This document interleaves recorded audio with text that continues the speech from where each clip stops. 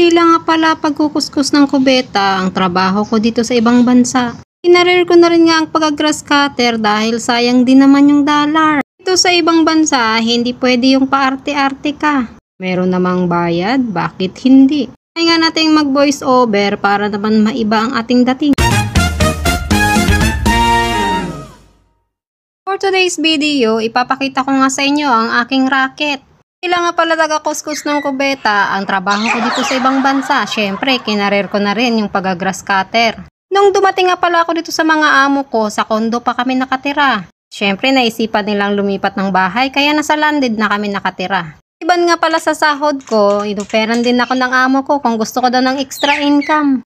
Choosy pa ba ako kung padadagdagan yung sahod ko? Syempre, hindi na. Kaya nga ang tiwala ng mga amo ko dahil akala nila ako si superwoman. Kaya nga naman kahit pag-grass cutter, inoffer na rin nila sa akin. So syempre, hindi tayo tumanggi. Sasahuran ba naman ako ng halos 10,000 buwan-buwan sa pag-grass cutter ko lang ng paligid? Why not, diba? Hindi naman ako maarte, basta lahat ng pagkakakitaan, papasukin ko yan. Wag lang naman ang ibang bagay na pwedeng pagkakitaan. Kaya nga naman natin mag-voice over, pwede naman siguro ninyong pagtiyagaan, makikinig naman kayo siguro. Nga pala ang aking mga ginagamit sa pag-grass cutter, ito nga pala yung aming machine. Hindi naman mahirap magdamo dahil nga meron tayong machine, hindi naman siya mano-mano. Hindi nyo nga palang i-adjust kung maiksi ang damo o mahaba yung damo, ayan lang yung kanyang adjustan. Meron din nga pala siyang dalawang battery, i-charge nyo na lang siya kapag nalobat na. Di pa nga ito, tina-charge, kaso paano naman pag ako ang nalubat, hindi ako mag-charge, char. Dalawa nga pala yung battery niyan, medyo matagal-tagal din siya kung gagamitin ko siya sa pagka-grass cutter. Para lang akong naglalaro kapag nag-grass cutter ako. Ito naman nga ang isa, meron pa ako isang grass cutter kapag halimbawa nalobat yung machine namin.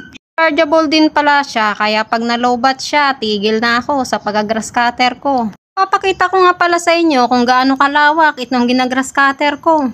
Siguro nga maggulong-gulong ako dito ay pwedeng-pwede, o diba ang linis niya na? Kahapon ko lang nga pala ito grass cutter, siguro mga 1 oras lang. Ayan, ganyan nakalawak yung aking grass cutter, o diba?